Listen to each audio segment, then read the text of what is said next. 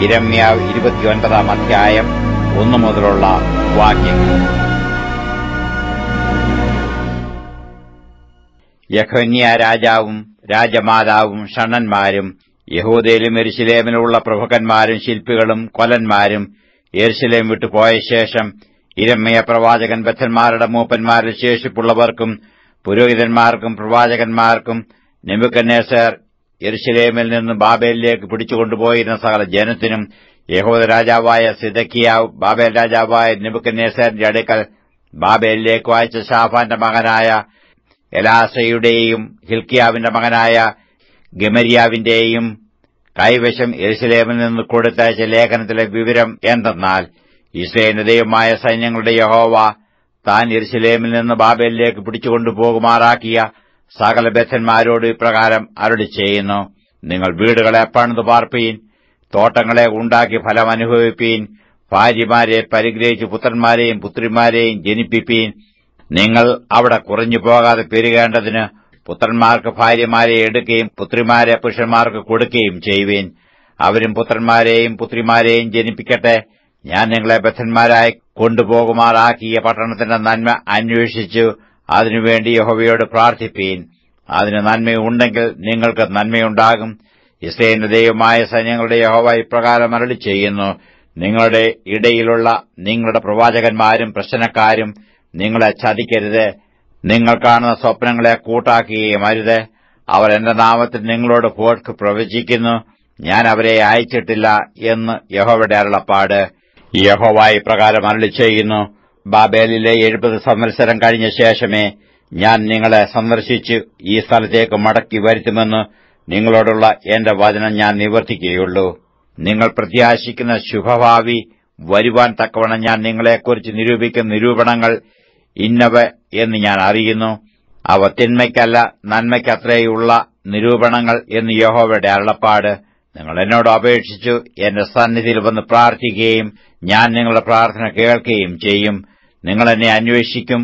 പൂർണ്ണ ഹൃദയത്തോടെ അന്വേഷിക്കുമ്പോൾ നിങ്ങൾ എന്നെ കണ്ടെത്തും. നിങ്ങൾ എന്നെ കണ്ടെത്തുവാൻ ഞാൻ ഇടയാക്കും എന്ന് യഹോവയുടെ അരുളപ്പാട്. ഞാൻ നിങ്ങളുടെ പ്രവാസം മാറ്റും. ഞാൻ നിങ്ങളെ നീക്കിക്കളഞ്ഞിരിക്കുന്ന സകല ജാതികളിൽ നിന്നും എല്ലാ ഇടങ്ങളിലും നിന്നും നിങ്ങളെ ശേഖരിച്ച് ഞാൻ നിങ്ങളെ വിട്ടുപോകുമാറാക്കിയ സ്ഥലത്തേക്ക് തന്നെ മടക്കി വരുത്തും എന്ന് യഹോവയുടെ അരുളപ്പാട്. യഹോവ ഞങ്ങൾക്ക് ബാബേലിൽ പ്രവാചകന്മാരെ എഴുന്നേൽപ്പിച്ചിരിക്കുന്നു എന്ന് നിങ്ങൾ പറയുന്നുവല്ലോ. ദാവീദിന്റെ സിംഹാസനത്തിൽ ഇരിക്കുന്ന രാജാവിനെക്കുറിച്ചും ഈ നഗരത്തിൽ പാർക്കുന്ന സകല ജനത്തെക്കുറിച്ചും നിങ്ങളോടുകൂടെ പ്രവാസത്തിലേക്ക് വരാത്ത നിങ്ങളുടെ സഹോദരന്മാരെക്കുറിച്ചും യഹോവ ഇപ്രകാരം അരുളിച്ചെയ്യുന്നു. അതേ സൈന്യങ്ങളുടെ യഹോവ ഇപ്രകാരം അരുളിച്ചെയ്യുന്നു: ഇതാ ഞാൻ അവർക്ക് വാളും ക്ഷാമവും മഹാമാരിയും അയച്ചു. എത്രയും ആകാത്തതും തിന്നുകൂടാതവണ്ണം ചീത്തയുമായ അത്തിപ്പഴത്തിനു അവരെ സമമാക്കും. ഞാൻ അവരെ വാൾ കൊണ്ടും ക്ഷാമം കൊണ്ടും മഹാമാരി കൊണ്ടും വേട്ടയാടി ഭൂതലത്തിലെ സകല രാജ്യങ്ങൾക്കും ഭയഹേതുവും ഞാൻ അവരെ നീക്കിക്കളഞ്ഞ സകല ജാതികളുടെയും ഇടയിൽ ഒരു ശാപവാക്യവും സ്തംഭനഹേതുവും പരിഹാസ വിഷയവും നിന്ദയും ആക്കും. പ്രവാചകന്മാരായ എന്റെ ദാസന്മാർ മുഖാന്തരം ഞാൻ പറഞ്ഞയച്ച വചനങ്ങളെ അവർ കേൾക്കായികൊണ്ട് തന്നെ എന്ന് യഹോവയുടെ അരുളപ്പാട്. ഞാൻ ഇടപെടാതെ അവരെ അയച്ചിട്ടും നിങ്ങൾ കേട്ടില്ല എന്ന് യഹോവയുടെ അരുളപ്പാട്. അതുകൊണ്ട് ഞാൻ യെരൂശലേമിൽ നിന്ന് ബാബേലിലേക്ക് അയച്ചിരിക്കുന്ന സകല പ്രവാസികളുമായുള്ളവരെ, നിങ്ങൾ യഹോവയുടെ വചനം കേൾപ്പീൻ.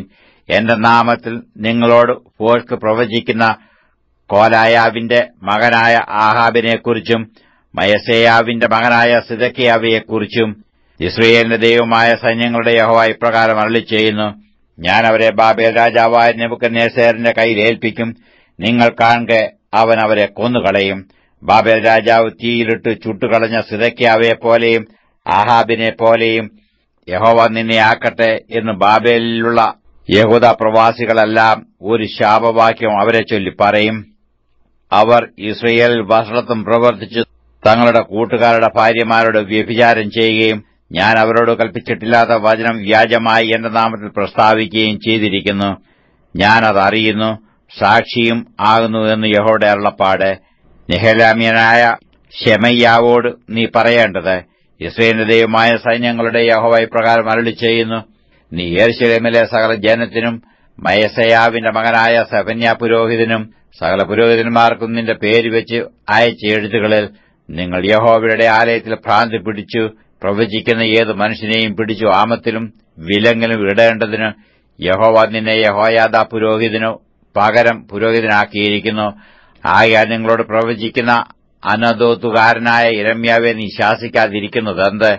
അതുകൊണ്ടല്ലോ അവൻ ബാബേലിൽ ഞങ്ങൾക്ക് ആളയച്ചു, ഈ പ്രവാസം ദീർഘമായിരിക്കും, നിങ്ങൾ വീടുകളെ പണിതു പാർപ്പീൻ, തോട്ടങ്ങളെ ഉണ്ടാക്കി ഫലം അനുഭവിപ്പീൻ എന്ന് പറയിച്ചത് എന്ന് പ്രസ്താവിച്ചുവല്ലോ.